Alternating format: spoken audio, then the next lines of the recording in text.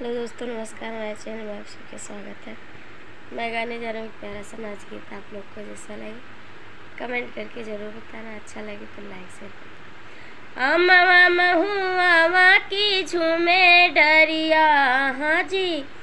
अम्मा महुआ की झूमे डरिया, तानी ताका हो बला मवा हमारो रिया, तानी ताका हो बलमवा हमारो रिया।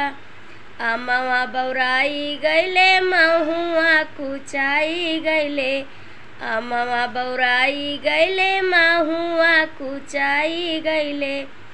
रसवा से भरी गई है कुल डरिया, हाँ जी। रसवा से भरी गई है कुल डरिया, तानी ताका हो बलमवा हमारो रिया, तानी ताका हो बलमवा हमारो रिया।